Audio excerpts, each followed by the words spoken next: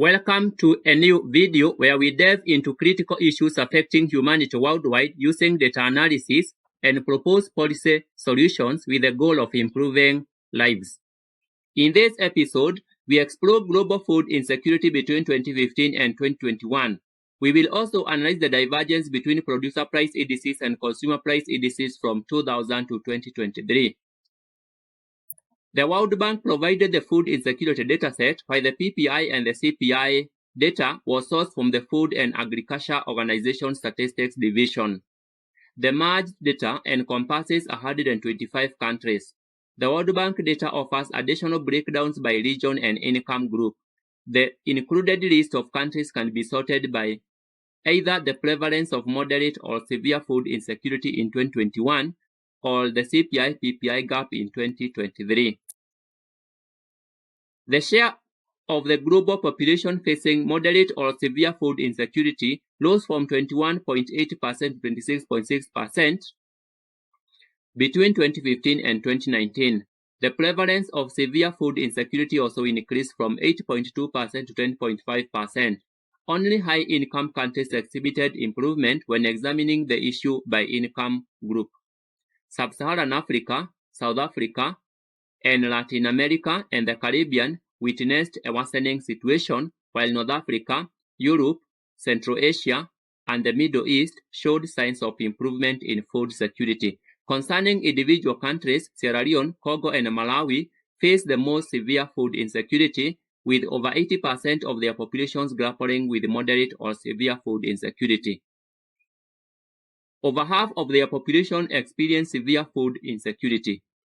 It's worth noting the significant gap between the CPI and the PPI in Sierra Leone, but I will delve into these trends further shortly.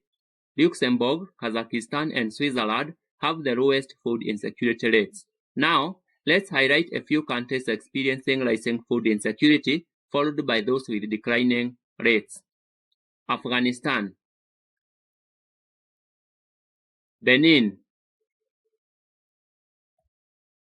Zambia, Kenya, Nigeria, Yemen,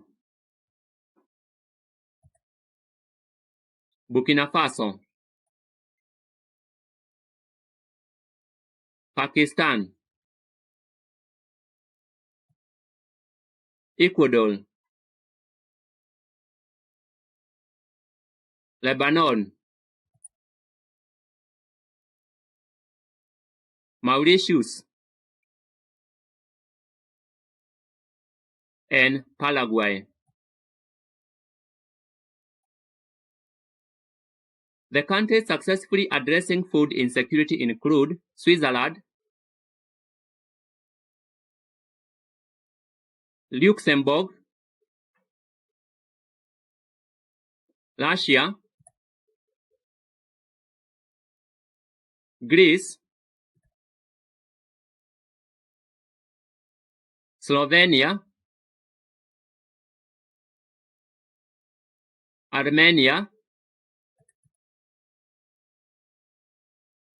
and Lithuania. We now shift our focus to food CPI and PPI. Over time, we generally expect the selling prices received by farmers and the prices paid by consumers to move in tandem as production costs influence the prices consumers pay. However, the data reveals a different story. Countries with the most significant gaps between CPI and PPI are Lebanon and Guinea.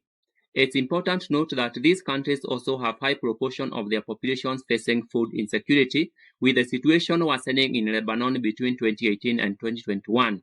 Suriname and Iran have large CPI-PPI gap but less food insecurity challenges. Ethiopia, Nigeria, Tobago, Egypt, Kenya, Angola, Laos, Afghanistan, Moldova, Sierra Leone, and Barbados are other countries with substantial gaps.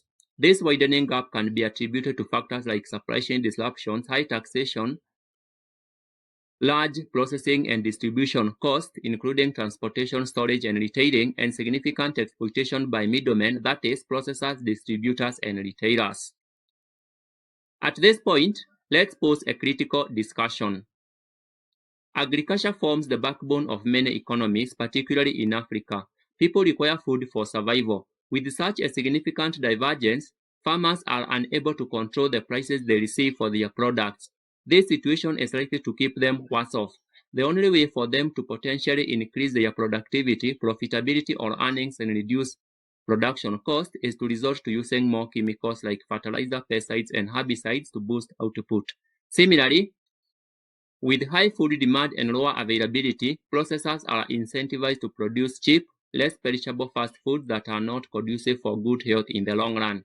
The result is a rise in diseases attributable to unhealthy foods like obesity, cardiovascular,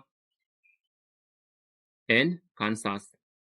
Therefore, since the divergence between CPI and PPI has far-reaching consequences for food security, farmer livelihoods, and public health, governments should take action to eliminate its artificial causes. This could involve implementing consumer subsidies, elimination of exploitative middlemen, and ensuring the adoption of efficient food processing and distribution technologies. Looking at the bottom of the list, we observe that most countries with a lower CPI-PPI gap have less severe food insecurity problems. However, some African countries like Malawi, Benin, and Gambia still face food insecurity crises. This could possibly be due to factors like high producer costs, heavy reliance on food aid and external funding, conflicts and instability, and food unaffordability for consumers. In this video, we have examined trends in food insecurity and CPI-PPI divergence. The next project will focus on a global analysis of climate change. Thank you.